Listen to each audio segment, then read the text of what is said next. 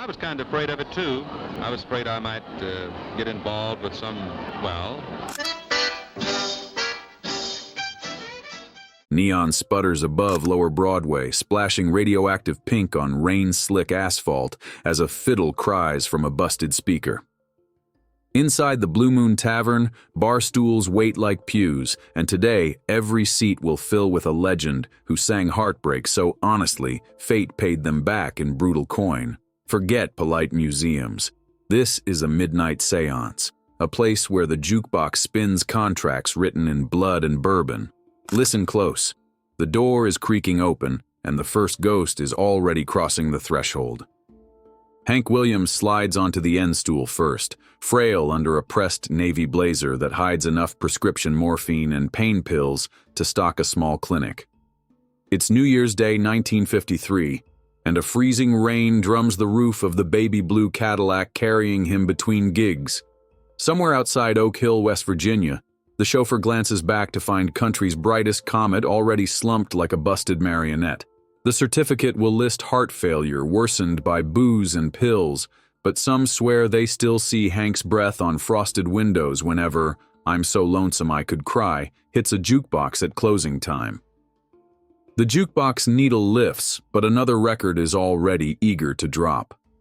Spade coolly struts in next, wearing prison denims that can't quite hide a rhinestone ego. In 1961, jealousy erupts like gunfire inside his Mojave Desert ranch.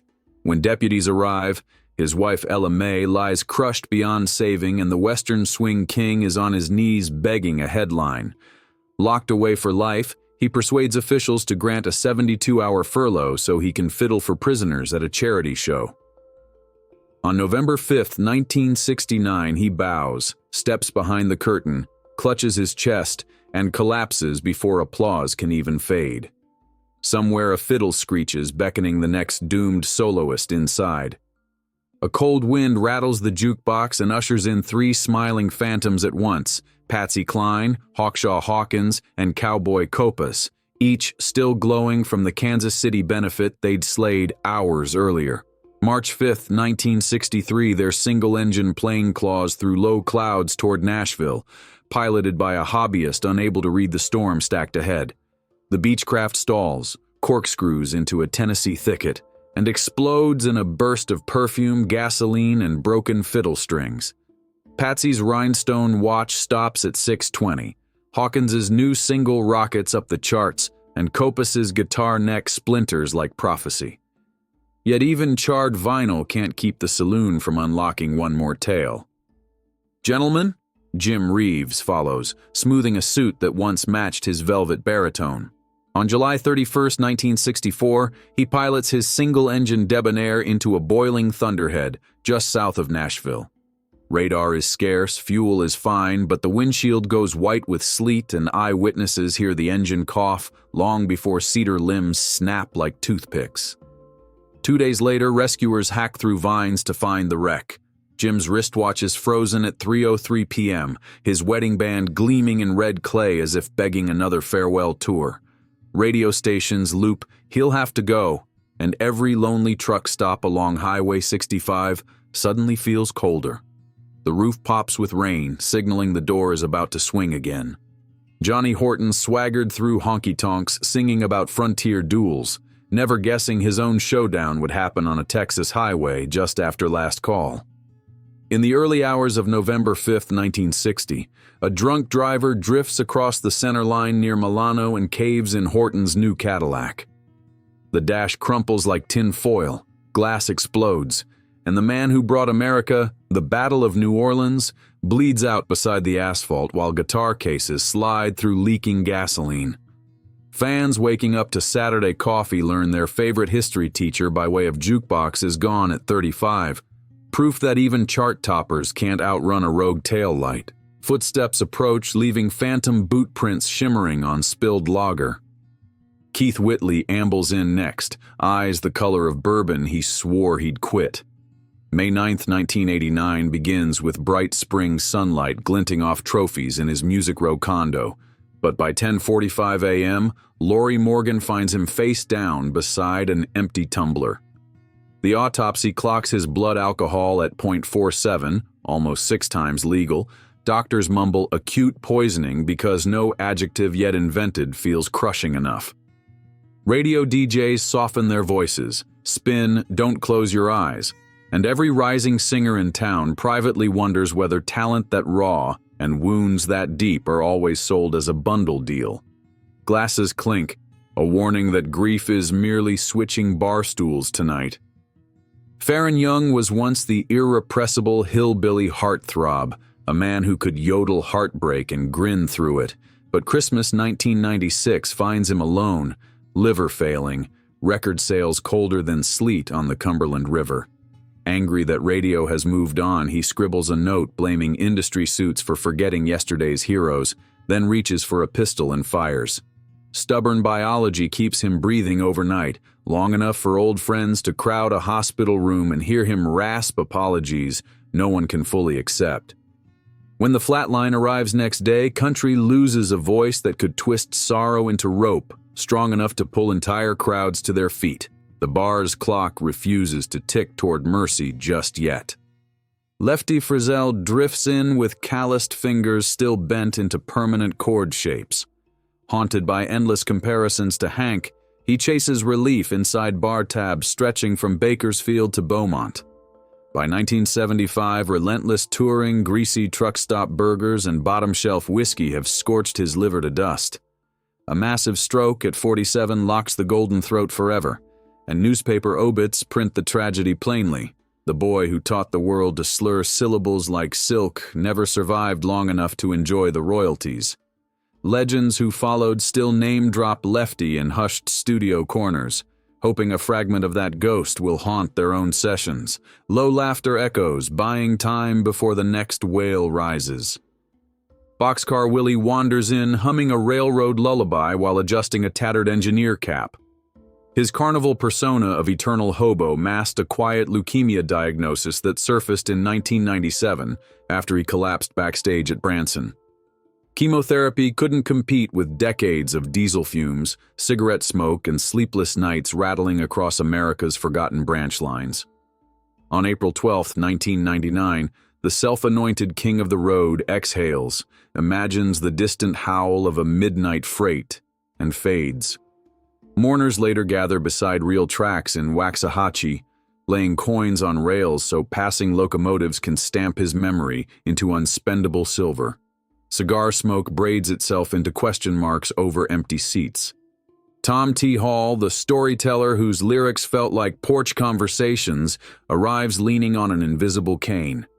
On August 20th, 2021, at 85, he closes the door of his Franklin farmhouse, feeds the barn cat one last treat, and fires a single, final punctuation mark into a life crowded with Grammys and unresolved hurt. Neighbors notice only when the porch light burns past sunrise and the mailbox remains untouched. Fans scour his catalog for clues, landing on lines about empty bottles, lost dogs, and lost causes, and wonder whether the man who could articulate every human feeling simply ran out of words for his own pain. A neon arrow buzzes, insisting the lineup is nowhere near complete. Dottie West bursts through the tavern door wearing a glitter gown torn at the hem, forever late for the Opry set she never reached. On August 30th, 1991, racing toward the stage in a friend's Corvette, she urges the driver to speed up. Fans are waiting, bills need paying. The car fishtails at Belle Meade off-ramp, slams an exit barrier, and crumples like foil. Dottie emerges with internal injuries so severe that surgeons compare her liver to shattered glass, yet she apologizes for the inconvenience right up until her heart stalls 2 days later, still convinced the show must go on. Ice in the well melts slower than the pace of incoming heartbreak. A lanky teenager in patched overalls perches on a wooden crate. Jack Cash, Johnny's gentle older brother, forever 14. May 20th, 1944, he reports to the family sawmill at dawn, eager to help buy choir shoes, but the radial blade kicks wet lumber skyward and lashes him hip to neck. He lingers 6 torturous days, whispering hymns while a guilt-stricken Johnny counts ceiling cracks and promises God he'll sing for both of them if Jack can just stay. When Jack finally exhales, his absence settles like permanent background static in every Man in Black anthem to come. Old floorboards creak like vinyl loops demanding another verse. Graham Parsons glides in wearing a rhinestone-encrusted suit stitched with desert blooms, smelling of tequila sunrise. September 18, 1973, after a night at Joshua Tree Inn chasing cosmic harmonies, he washes down painkillers and codeine with tequila and slips into permanent sleep. A pact sworn over campfire whiskey rules that his body won't rot under funeral home fluorescence. So road manager Phil Kaufman steals the coffin from LAX, drives it back to the desert, and sets it ablaze with kerosene. Park rangers discover charred remains, tabloids lose their minds, and Graham's ashes drift over cactus spines, just as he always threatened they would. Lightning flashes through a cracked window, backlighting fresh silhouettes. George Jones kicks open the swinging door riding a lawnmower, chuckling at his own never-ending punchline about revoked car keys. Throughout the 70s, he downs whiskey, pills, and rails of coke until promoters stamp ironclad insurance waivers on posters. Miraculously, he survives each crash, arrest, and forgotten lyric. But by 2013, a ferocious respiratory infection finally grabs what decades of self-sabotage could not wrestle down. When the possum drifts off at 81, the Opry floods with mourners who agree on one unchallenged truth. The Reaper needed several sound checks before daring to share airspace with that colossal howl. Somebody pours rye, expecting more ghosts to arrive thirsty and loud. Tammy Wynette materializes beneath a halo of teased platinum hair and prescription bottles that rattle like maracas. On April 6, 1998, she curls up on a Nashville couch complaining of aching veins, swallows physician-approved meds, and drifts into permanent hush. Reporters first chalk it up to a blood clot, but lawsuits from shocked daughters force an exhumation revealing sky-high painkiller levels most pharmacies would struggle to stock.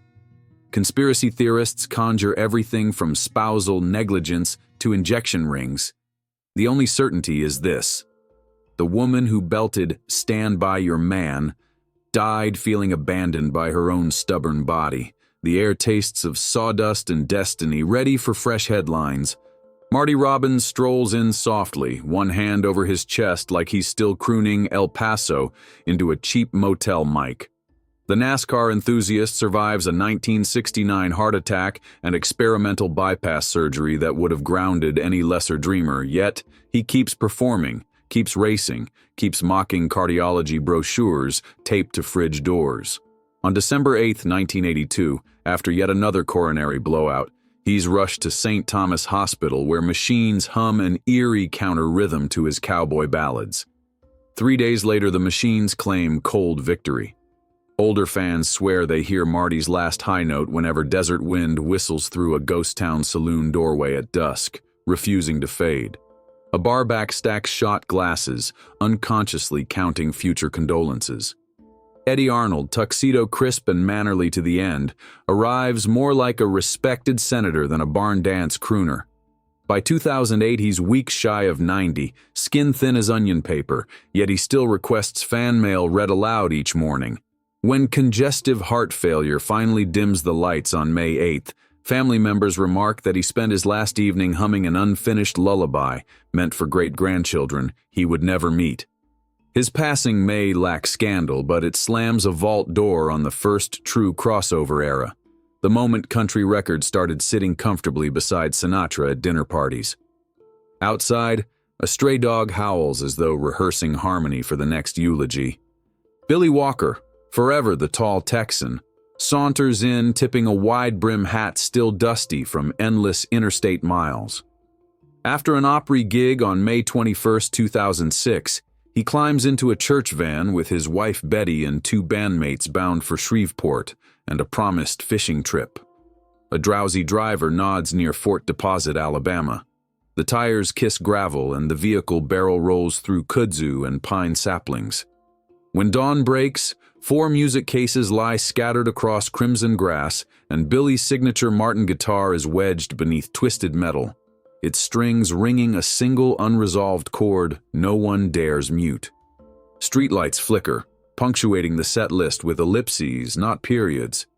Mel Street arrives with birthday balloons still trailing ribbons, every flutter sounding like a cracked vinyl groove. October 21st, 1978 dawns on his 43rd birthday, yet instead of frosting, he finds a revolver glinting beneath garage fluorescence. Industry friends, speeding over with streamers and guitar amps, collide with police cruisers at the driveway gate.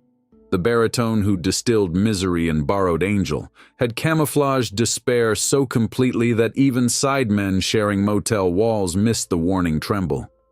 His final single climbs the charts posthumously, a cruel encore whose applause echoes in an empty spotlight. Sticky floors resonate like distant thunder, promising more names soon. Jimmy Rogers, dressed in a crisp railway conductor cap, coughs into a handkerchief already speckled with scarlet. In May 1933, tuberculosis has reduced his lungs to paper bags, yet he insists on one more New York recording marathon.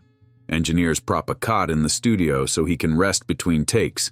He nails years ago in a single weary pass, grins weakly at the playback, and drifts toward sleep. 2 days later, the tuberculosis wins, but not before Jimmy proves nobody commands country music's first microphone like a man aware every syllable might be his absolute last. A ceiling fan scrapes rust, spinning rumors into audible tension. Justin Tubb, cheerful heir to Ernest's twang dynasty, settles onto a stool with songwriting notebooks bulging from his vest pocket. On January 24, 1998, he turns in early, excited about an upcoming Opry night saluting his father's centennial. Sometime before dawn, the melody stops. An undiagnosed ruptured artery stills his pulse without warning, no drama, no sirens. Friends take comfort in the gentleness. He slipped away in his sleep, guitar leaning against the wall, tomorrow's set list already scribbled in blue ink.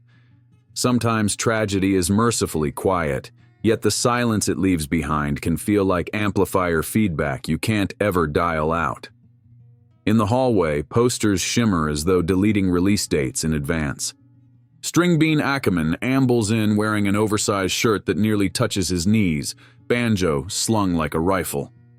On November 10, 1973, he and his wife Estelle return to their rustic cabin after the Opry, unaware 2 teenage burglars are waiting inside.